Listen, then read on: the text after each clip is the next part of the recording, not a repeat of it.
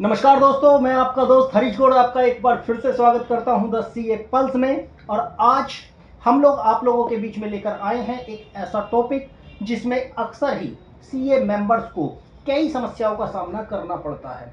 जब एक CA member ITR file कर रहे होते हैं तो वो अक्सर ही देखते हैं अपने क्लाइंट के 26 एएस में एफ से जुड़ी हुई ट्रांजेक्शन्स को, और उन ट्रांजेक्शन्स का क्या ट्रीटमेंट होना चाहिए आईटीआर के अंतर्गत और क्या एप्लीकेबिलिटी है टैक्स ऑडिट की, उनके एक्सपेंडिचर को कैसे क्लेम किया जाएगा और कैसे, और बहुत सारे सिनेरियो जिनको लेकर के आज हम चर्चा करने वाले हैं। और इसी क्रम में हमारे साथ जुड़े हुए हैं इनकम टैक्स के एक्सपर्ट सीए राजेश दुआ जी, जिनके साथ में हम एफ से जुड़ी बहुत सारी चर्चाएं करने वाले हैं।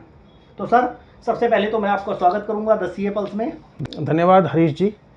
तो सर, सबसे पहला जो लोगों के मन में सवाल होता है एफ से रिलेटेड, सबसे पहले तो यही बता दीजिए कि एफ आखिर होता क्या है। फ्यूचर्स एंड ऑप्शन में फ़र्क यह है कि फ्यूचर्स पे एक डिलीवरी देना का एक ऑब्लिगेशन होता है, डिलीवरी लेने या देने का एक ऑब्लिगेशन होता है जी। पर ऑप्शन में ये ऑब्लिगेशन नहीं है। जो सेलर या बायर है वो फ्यूचर डेट से पहले डिलीवरी लिए बगैर या दिए बगैर भी इसको ख़त्म कर सकता है, इसीलिए वो ऑप्शन है, उसका ऑब्लिगेशन नहीं है। तो अगर हम इसको समराइज़ करें तो ये एक ऐसा एग्रीमेंट है जिस एग्रीमेंट को एक फ्यूचर डेट पे सेटल किया जाता है और उसकी वजह से, और हम आज की डेट में किसी तरह का शेयर या जो भी असेट है उसके साथ डील नहीं करते हैं। तो सर, कहीं ना कहीं मैं ये समझ पा रहा हूँ कि ये इन्वेस्टमेंट तो नहीं है, ये एक तरीके की ट्रेडिंग का ही सेगमेंट है। देखिए, आपकी बात सही है हरीश जी, परंतु सेक्शन 43 सबसेक्शन 5 जी।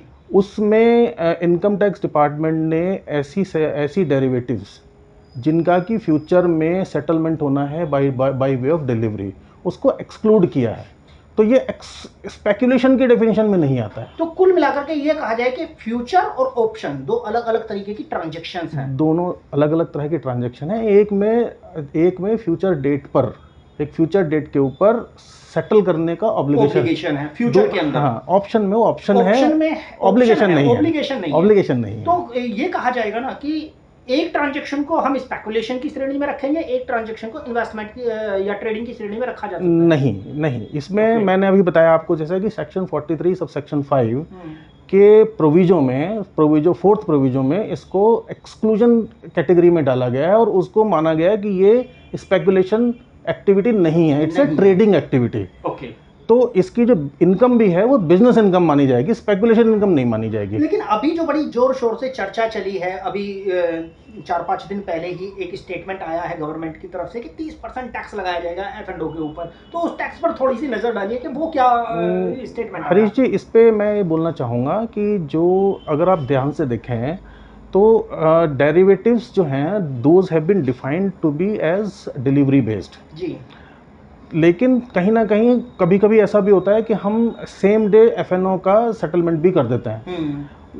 इसके उलट अगर आप देखेंगे तो जो हम जहाँ पे सेम डे ट्रेडिंग कर रहे हैं, जिसको कि हम बोलते हैं सेम डे ट्रेडिंग, जी, इंट्राडे ट्रेडिंग। तो इंट्राडे ट्रेडिंग में अगर आप सेम डे खरीद कर सेम डे बेच देते हैं तो वो स्पेकुलेशन इनकम में आता है। ओके। सिमिलरली अगर सेम डे मैंने एफ&ओ कॉन्ट्रैक्ट किया और सेम डे उसको मैंने एक्सक्लूड कर दिया, वो मेरी बिजनेस एक्टिविटी की श्रेणी में आता है। ठीक है। उसको स्पेकुलेशन में नहीं गिनते हैं, क्योंकि अगर हम देखें तो इनहेरेंटली दोनों ट्रांजैक्शन एक जैसे हैं। एक को तो आप गिन रहे हैं बिजनेस इनकम, ट्रेडिंग इनकम, और दूसरे को गिन रहे हैं आप स्पेकुलेशन इनकम। तो इस कारण मुझे ऐसा लगता है कि सरकार के दिमाग में ये चल रहा है, या कहीं ना कहीं जो हमारे पॉलिसी मेकर्स हैं उनके दिमाग में चल रहा है कि इन दोनों ट्रांजैक्शन को बराबरी के स्थान पे खड़ा किया जाए, क्योंकि सेम डे ट्रेडिंग है। तो जहाँ पे मुझे ऐसा लगता है कि सरकार चाहती है कि जहाँ पे सेम डे ट्रेडिंग है वहाँ पर दोनों को, मतलब intraday trading and F&O trading, दोनों को 30% पे टैक्स किया जाए। और ऐसा मुझे लगता है कि जो डिलीवरी बेस्ड है या फ्यूचर डेट पे सेटलमेंट है और ऑन द डेट ऑफ जो जिस दिन हम सेटलमेंट करते हैं, सेटलमेंट डेट पे जो ट्रेड होगा उसको मुझे नहीं लगता है कि सरकार की इंटेंशन उसको भी करने की है। अंडर 30% टैक्स, वो बिजनेस इनकम में ही कवर्ड होगा, वो बिजनेस इनकम में ही नहीं कवर्ड होगा। This is my view. बाकी तो बजट आने वाला है 22 तारीख को, उस दिन ये सारे राज खुल जाएंगे सर जी। एफएनओ का टर्नओवर देखने के लिए हमें बड़ा सिंपल है। जब हम कोई ट्रेड करते हैं, एफएनओ पे कोई ट्रांजैक्शन करते हैं, तो जिस दिन वो सेटल होती है जी। अगर वो सेटल हुई प्रॉफिट में जी। तो मेरे को वो प्रॉफिट ले लेना है जी। अगर मेरे को वो सेटल हुई किसी लॉस में तो मैंने वो लॉस ले लेना है और दोनों को जोड़ देना है। जो उसका नेगेटिव इम्पैक्ट है उसको हम हटा देंगे। जैसे एग्जांपल के लिए अगर मुझे एक ट्रेड में 500 रुपये का प्रॉफिट होता है और दूसरे ट्रेड में मुझे 300 रुपये का लॉस होता है, तो मेरा टर्नओवर 800 हो जाएगा। जो 300 का लॉस है वो उसमें से सेटअप नहीं होगा।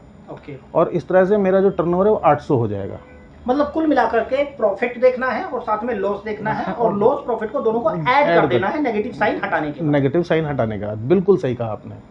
नेगेटिव साइन हटाने के बाद उसको ऐड कर देना है और जो इस तरह से टोटल अप होगा जी। मैंने अगर 1000 ट्रांजेक्शन किए और 1000 ट्रांजेक्शन में कहीं लॉस कहीं प्रॉफिट है तो दोनों को जोड़ देंगे और दोनों को जोड़ने के बाद में हम जो भी आएगा, सपोज 3 करोड़ रुपए आता है तो वो 3 करोड़ रुपए मेरा टर्नओवर हो जाएगा। अच्छा, टर्नओवर अगर मेरी एक बार आ जाती है तो क्या टर्नओवर ये जो मेरा 44A है इसके अंतर्गत ये मेरे टैक्स ऑडिट के लिए भी लायबल होगी? बिल्कुल होगी। कैसे लायबल होगी मैं आपको बताता हूँ।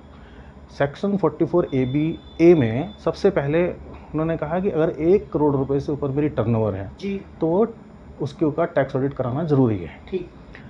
लेकिन ये सारे एसएससी के लिए एप्लीकेबल है जी।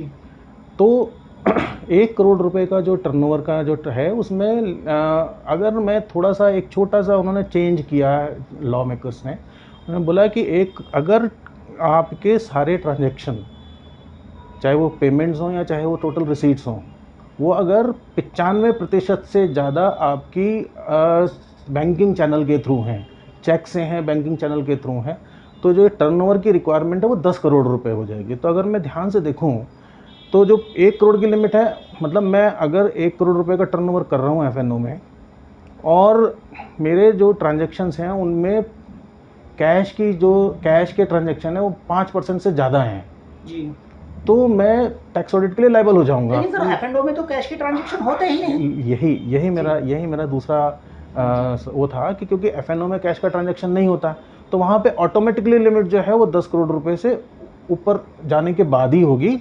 यहाँ पे मैं थोड़ा सा एक क्लैरिफाई करना चाहता हूँ। उन्होंने जो लॉ मेकर्स ने उसमें लिखा है वो लिखा है कि टोटल रिसीट्स एंड पेमेंट्स। तो अगर मैं बिजनेस कर रहा हूँ तो मेरे बिजनेस में हो सकता है मैं जब एफएनओ में परचेज करूँ सेल करूँ वो सारा का सारा मेरा हो थ्रू बैंकिंग चैनल, लेकिन मेरे कुछ ऑफिस के खर्चे होते हैं जी, वो मैं कैश विड्रॉ करके कर सकता हूँ। तो वहाँ में मुझे ध्यान देना पड़ेगा कि वो खर्चे भी मेरे 95% जो बैंकिंग चैनल के थ्रू हो। तो अगर वहाँ पे अगर मेरे 95% की वो जो नियम टूट गया तो मैं फिर 1 करोड़ वाले में कवर हो जाऊंगा। इसके अलावा जो individual HUF and firm other than LLP उनके लिए सेक्शन 44AD में जाके एक ऑप्शन है कि अगर वो 2 करोड़ रुपए के टर्नओवर है और वो बोलते हैं कि मेरा जो प्रॉफिट है वो 8% से ज़्यादा है जी। यानी कि अगर मैं बात करूं 2 करोड़ के टर्नओवर की तो उसमें अगर उनको बोलते हैं कि मेरा 16 लाख रुपए से ज़्यादा का प्रॉफिट है तो फिर वो टैक्स ऑडिट की कवरेज से ऑप्शन ले सकते हैं बाहर आने का जी। लेकिन हाँ ये लिमिट भी जो है सरकार ने बढ़ा दी है। उन्होंने बोला कि अगर आप बोलते हो कि मेरा 95% से ज़्यादा खर्चा या 95% ज़्यादा पेमेंट्स रिसीट्स दोनों बैंकिंग चैनल के थ्रू हैं तो उस केस में वो लिमिट 2 करोड़ से बढ़ा के 3 करोड़ कर दी है। तो उस हिसाब से देखें तो मतलब मैं इनको 2 भाग में भी विभाजित कर सकता हूँ। एक है सभी एसएससी के लिए, चाहे वो कंपनी हो, चाहे वो फर्म हो, एलएलपी हो या कोई भी इंडिविजुअल हो, और एक दूसरा है जब मैं 44ADA में 3 तरह के एसएससी का ऑप्शन ले सकते हैं। पहला है इंडिविजुअल, दूसरा है एचयूएफ और तीसरा है फर्म जी अदर देन एलएलपी। तो वो 44AD का बेनिफिट ले सकते हैं जहाँ पे उनको डिक्लेयर करना है मोर देन 8% प्रॉफिट और वो टैक्स ऑडिट की सीमा से बाहर आ जाएंगे। परंतु जैसे ही 3 करोड़ वहाँ बढ़ेगा तो वो फिर अपने आप टैक्स ऑडिट की लिमिट में आ जाएंगे वापस। चलिए सर, टर्नओवर की बात हमने कर ली, हमने बात कर ली टैक्स ऑडिट की। अब मुझे ये बताइए कि टैक्स ऑडिट तो हो जाएगी लेकिन हम इसे ट्रेडिंग एक्टिविटी की तरह ट्रीट कर रहे हैं, तो क्या ट्रेडिंग एक्टिविटी में जैसे नॉर्मल ट्रेडिंग में मेरे लॉस सेट ऑफ हो जाते हैं तो क्या यहाँ पर भी मेरे लॉस सेट ऑफ हो पाएंगे? बिल्कुल हो पाएंगे सर। मैं इसमें बता दूं कि आपके सेट ऑफ दो तरह से मिलेगा इसमें। अगर आपके कोई बिजनेस लॉस है, because it is treated as trading activity, तो ये नॉर्मल बिजनेस लॉस है। आपका during the year, during the financial year जब आपने ये लॉस कमाए, तो आपकी अदर इनकम्स हो सकती हैं, कुछ इंटरेस्ट से इनकम हो सकती है या कुछ और इनकम हो सकती है other than salary income, other than आपका कोई दूसरा बिजनेस हो सकता है जिसमें आपको प्रॉफिट हो, तो आप उसके अगेंस्ट करंट ईयर में भी सेट ऑफ कर सकते हैं। उसके बाद अगर वो करंट ईयर में सेट ऑफ होने के बाद भी अगर कुछ बच जाता है, बच गया, तो मैं उसको अगले 8 साल तक कैरी फॉरवर्ड कर सकता हूँ as my normal business loss. ये मेरा नॉर्मल बिजनेस है, इसलिए 8 साल तक जा सकता है। जैसा मैंने पहले भी वीडियो में बताया आपको, पहले ही प्रश्न के जवाब में बताया कि हो सकता है कि सरकार इंट्राडे ट्रेडिंग के इक्विवेलेंट लाने के लिए जो इंट्राडे एक्टिविटीज़ हैं ऑन एफएनओ सेक्टर, लाइक अगर हमने सेम डे स्क्वायर ऑफ कर दिया एफएनओ में, तो हो सकता है उसको वो स्पेकुलेशन की श्रेणी में लेके आ जाए और 30% के टैक्स वहाँ पर लगाने की कोशिश करें वहाँ पे। ओके, तो वहाँ पे हो सकता है।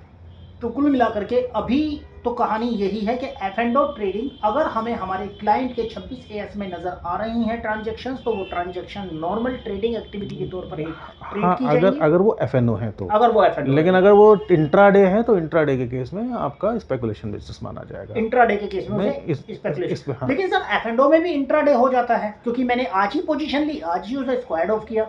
आज की डेट में वो एक्सक्लूडेड है, आज की डेट में वो एक्सक्लूडेड है, लेकिन 22 जुलाई के बाद वो चेंज हो सकता है। लेकिन इक्विटी के केस में इंट्राडे ट्रेडिंग को मैं स्पेकुलेशन मानता हूँ, ट्रीट करता हूँ वही। जी बिल्कुल। तो यहाँ पर ये नोट करना जरूरी है, जो इक्विटी में क्लाइंट डील कर रहे हैं और ट्रेडिंग कर रहे हैं, उनके लिए वो एक्टिविटी स्पेकुलेशन एक्टिविटी में आएगी, और जो फ्यूचर एंड ऑप्शन के अंदर ऑप्शंस परचेज कर रहे हैं और उसी दिन ऑप्शन को काट भी रहे हैं, स्क्वायर्ड ऑफ कर रहे हैं, तो वो एक्टिविटी आज भी ट्रेडिंग के अंदर, नॉर्मल ट्रेडिंग के अंदर ही आएगी, बिकॉज़ आनी है। तो ये कहीं ना कहीं हमें समझ में आ गया। सर ने हमें बहुत अच्छे से एक्सप्लेन करके बताया टर्नओवर क्या होगी फ्यूचर एंड ऑप्शन के अंतर्गत। उसके साथ साथ ही टैक्सेशन के बारे में भी बताया, टैक्स ऑडिट के बारे में भी बताया, और भी ढेर सारी चर्चाएं हमने सर के साथ की हैं। तो सर बहुत बहुत शुक्रिया आपका, आपने इतना सारा समय हमारे लिए निकाला। धन्यवाद हरीश जी।